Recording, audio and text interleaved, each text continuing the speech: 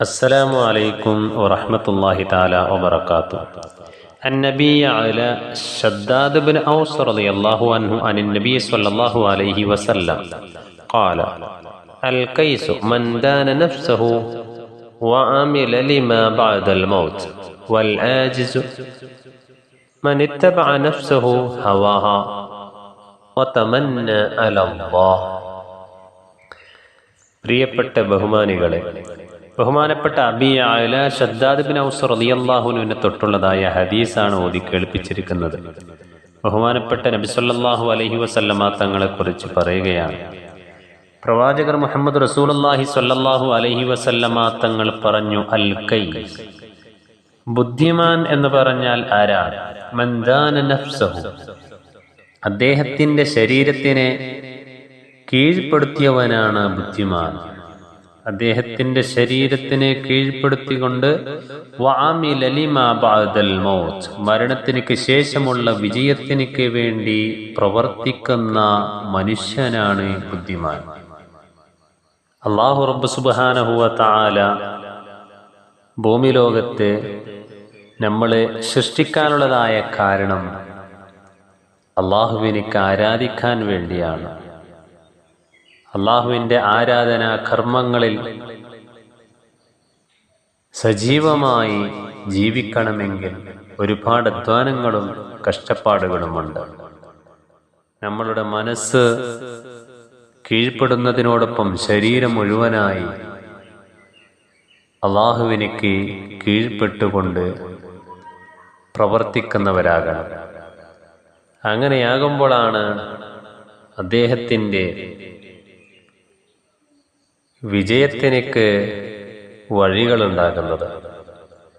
ഭൂമി ലോകത്തിൻ്റെ എല്ലാ അധ്വാനങ്ങളെ കൊണ്ട് ഒരു മുസ്ലിമായ സത്യവിശ്വാസിയായ മനുഷ്യൻ ലക്ഷ്യം വെക്കുന്നത് പരലോകത്തിൻ്റെ വിജയമാണ്.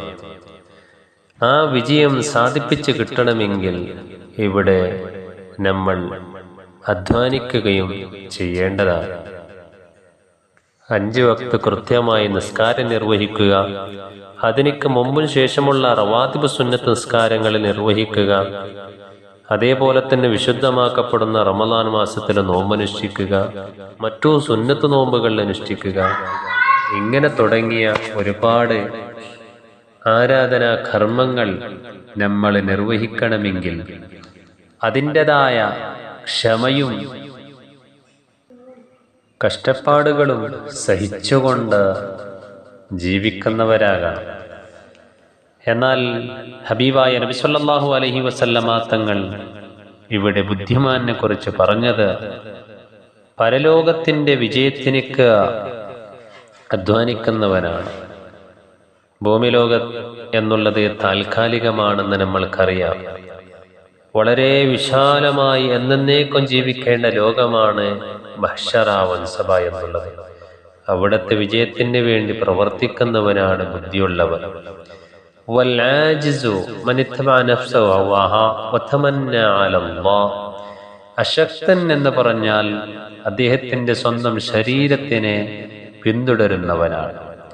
ഹവാഹ, അദ്ദേഹത്തിന്റെ ശരീരത്തിന്റെ ഇച്ഛകൾ, അദ്ദേഹത്തിന്റെ ശരീരം ഇഷ്ടപ്പെടുന്നതായ കാര്യങ്ങൾ എന്തൊക്കെയുണ്ടോ അതിനെ ഫോളോ ചെയ്യുന്നവനാണ് അശക്തനായ മനുഷ്യൻ. നമ്മളുടെ ശരീരത്തിന് ഇഷ്ടപ്പെടാത്ത കാര്യങ്ങൾ എന്താണ്? ഇസ്ലാം വിരോധിച്ച അധിക കാര്യങ്ങളും ശരീരം ഇഷ്ടപ്പെട്ടുകൊണ്ടിരിക്കുകയാണ്. ജീവിതത്തിൽ ചെയ്യാൻ പാടില്ലാത്ത പലതും ശരീരം ഇഷ്ടപ്പെട്ടുകൊണ്ടിരിക്കുകയാണ്. കള്ളുകുടി ആഗ്രഹിക്കുന്നതാണ് ശരീരം, വ്യഭിചാരം ആഗ്രഹിക്കുകയാണ് ശരീരം, തോന്നിവാസങ്ങൾ ആഗ്രഹിക്കുകയാണ് ശരീരം. അത്തരത്തിലുള്ള കാര്യങ്ങളിലെ ആ ഇച്ഛകൾക്ക് വൈപ്പെട്ടുകൊണ്ട് അതിനെ പിന്തുടർന്നുകൊണ്ട് പോകുന്നവനാണ് അശക്തൻ എന്ന് പറഞ്ഞാൽ. എന്നിട്ടോ ഇത്തരത്തിലുള്ള പ്രവർത്തനങ്ങളെല്ലാം ചെയ്തതിന് ശേഷം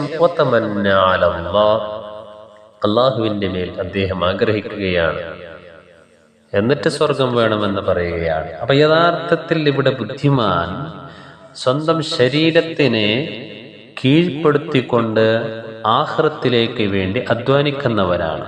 അശക്തൻ എന്ന് പറഞ്ഞാൽ സ്വന്തം ദേഹച്ചക്ക് ഇഷ്ടപ്പെട്ടുകൊണ്ട് ശരീരം പറഞ്ഞതുപോലെ അനുസരിച്ചുകൊണ്ട് ജീവിക്കുന്നവനും അതിനു ശേഷം അല്ലാഹുവിനോട് ആഗ്രഹിക്കുന്നവനുമാണ് അശക്തൻ എന്ന് പറഞ്ഞാൽ.